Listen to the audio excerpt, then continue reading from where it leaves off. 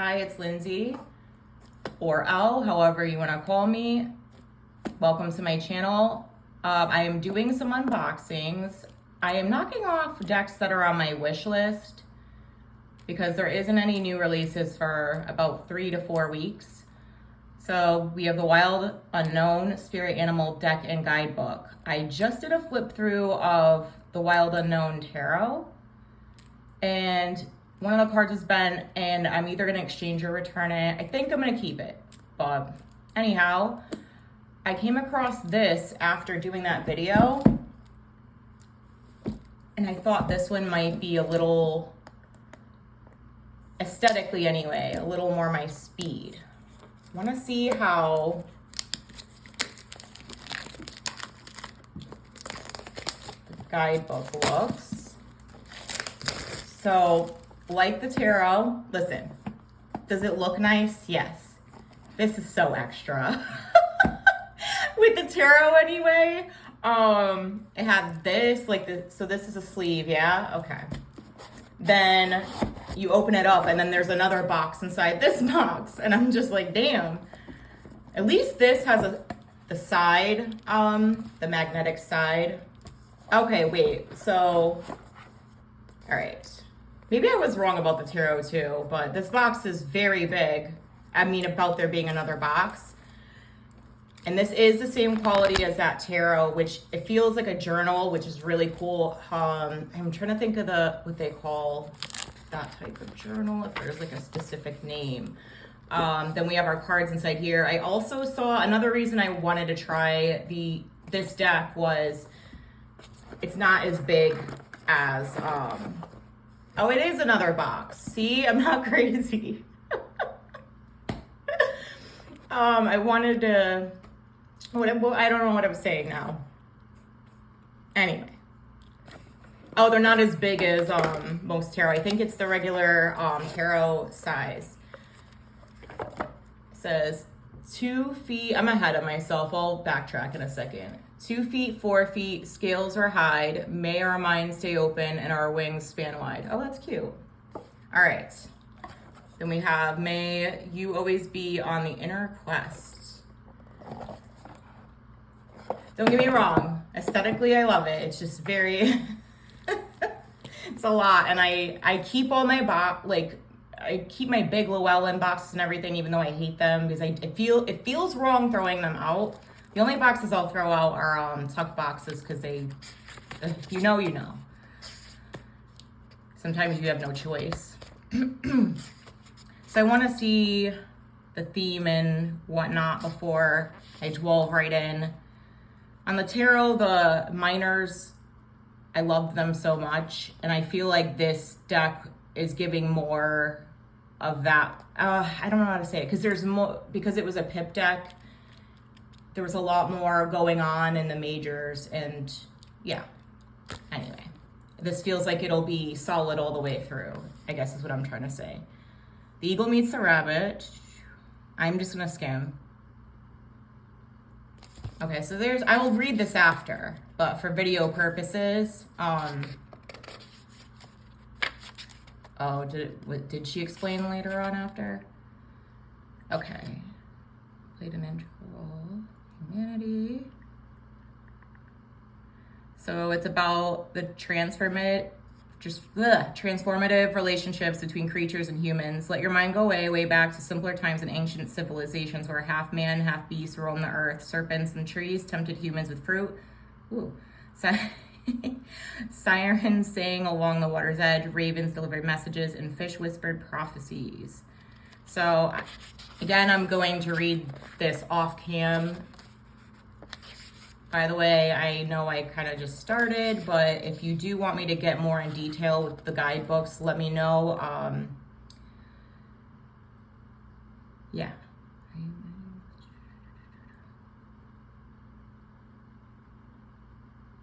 Okay, so like the oracle she has that's round, the Wild Unknown archetype, I think it's called.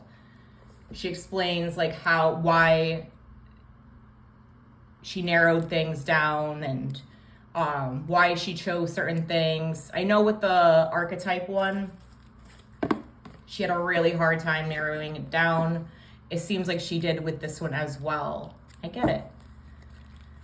I like how thorough she is, though. I like that she had more. I forget how many cards are in this deck. I want to say 60 or 70. So we just have a simple back here with the snakeskin print. I got my cards, they're like slightly bowed, but that's okay. This is a matte deck and a little thinner cardstock, like 300 to 330. There. I know these are elements, I just don't have them memorized, so.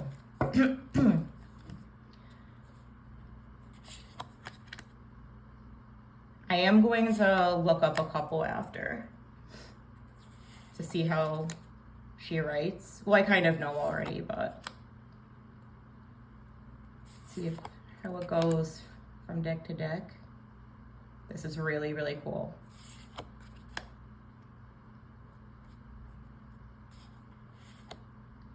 I like this one too. I like her style of art. It's very simple and, no, not simple. It's, I can't find my words today. Like some of the line work is actually the opposite of simple. It's very, very detailed in that way. I think they call this like stipulation or pointillism or something like that, or with the little dots. It takes a long time. It's very time consuming.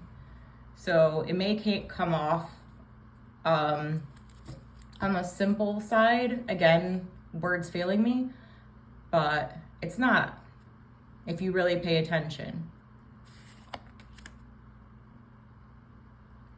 Very unique. I like this background.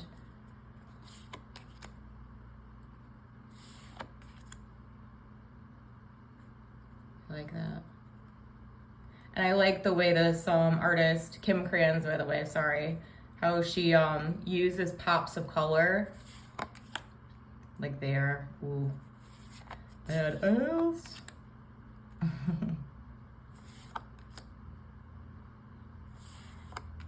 Now we're into the next, this must be water. I like that.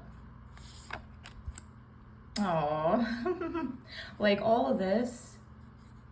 Ooh. It's a lot of time. Yeah, there too. This is really pretty. I like the colors in the background and what color she used to like on the foreground to make it pop even more. That is cool. Ooh. I like that. I'm just gonna keep saying I like it. Wow.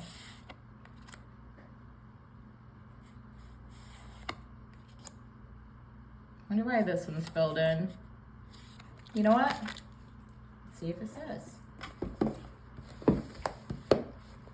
Oh, the only thing I would say is I hate when, not hate. So the first one is Earth. I like when oracles have numbers for looking things up.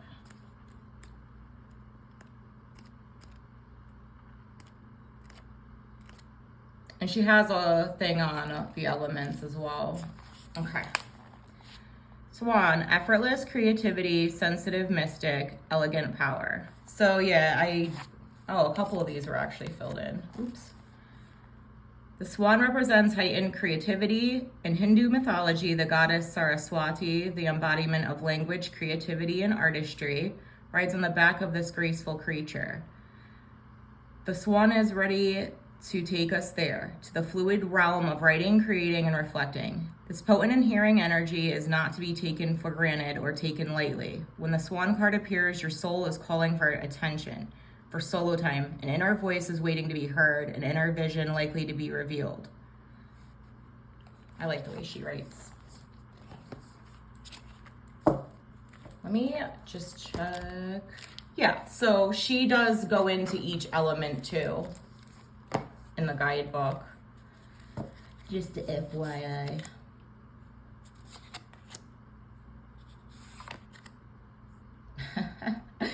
I joke about fire ants on my enemies a lot. And me and my friend talk about hyenas a lot. Those back to back. Damn.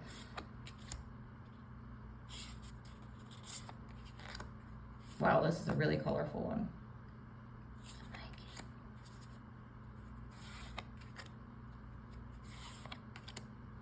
I also like bigger oracles. I don't know where I think somebody said it was price, the number 44 for oracles. Like, I don't know why that's the standard really. I notice a lot of decks that are just the 44. It doesn't, they're hit or miss for me because I feel like things end up being more vague. When I read tarot, there are 78 cards, you get a little more of that detail. Usually bigger decks, you can work with them more than just like an indicator card or a daily pull like I use them for. I don't usually do oracle readings with oracle. Yeah, sorry. I usually don't do readings with just an oracle deck. It's been a really long time. Ooh. Favorite animal, cats in general, but the tiger. Hell yeah, that's a badass tiger.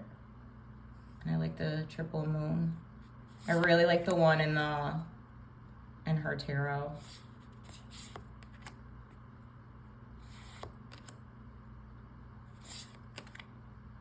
Oh, that's cool. I really like that.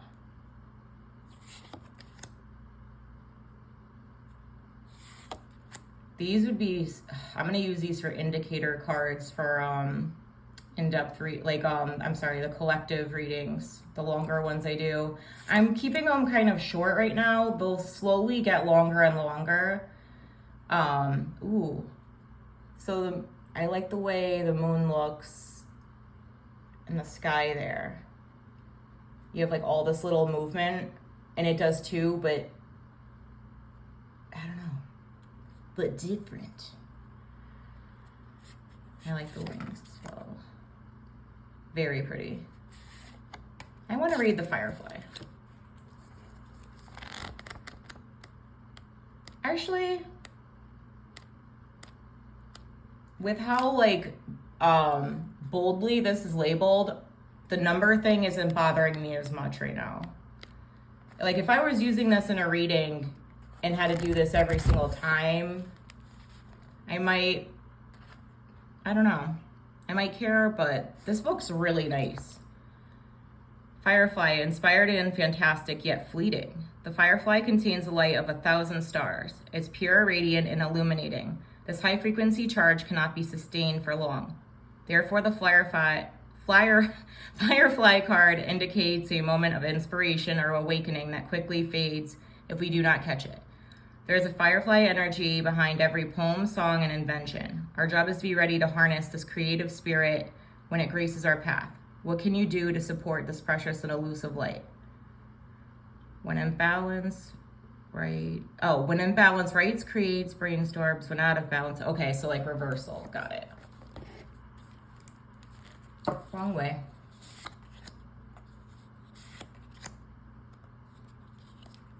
I want to look up more. Again, if you guys want me to read more of the card meanings and and again, just in general, show more of the guidebook, let me know. Because I'm sitting here like, oh, I'm going to read this off camera. I'm going to read that. Crow is one of my favorite animals. Crow or raven. Or raven. Oh, no, it'd be and. This is my mom's favorite critter ever. She started getting tattoos. I think she's done, but she was 3 and she got them all in her 60s, which is pretty badass. Oh, I haven't heard of a nightingale in a while.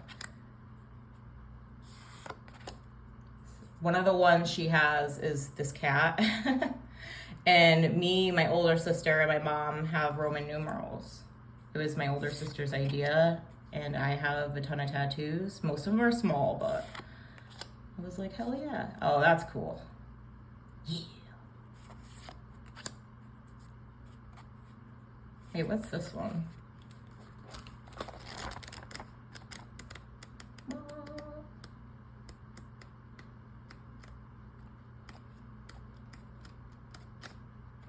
hear it. Okay. I was like, I thought we went through 4 elements here. So we have, okay, so more mythological then. Sea serpent, or some would say at least. So spiritual creatures, we'll say. Golden egg. I gotta know what golden egg and black egg are. At least I'm gonna read one of them. Oh, black egg came up, so it's fate. Speaking from the authentic voice, the truth. The black egg contains one of life's. So it's about truth and no confusion. Wait, what's golden egg? Sorry, I said I wouldn't do both. I lied. The golden egg in the 4th chakra. The subtle essence of the golden egg is nestled deep within the heart center at the 4th chakra. This chakra, called Anada, I don't know if I'm saying that right, is the home of the self or soul. By bringing the mind in, sorry, this font is throwing me a little. By bringing the mind into the center, we discover a portal to the most intimate, Okay, sorry. I got tired of it. I like that a lot. And I'm gonna read that off camera. But yeah, I was weary because I'm still in the air on what I'm gonna do with the tarot. Don't love that it came with a bow, but I think because this is thinner cardstock, which I don't mind, I think I'll be okay with it. Now I gotta memorize the symbols for the elements because I am mixing these up. This shuffles extremely well. This is the same cardstock as her tarot.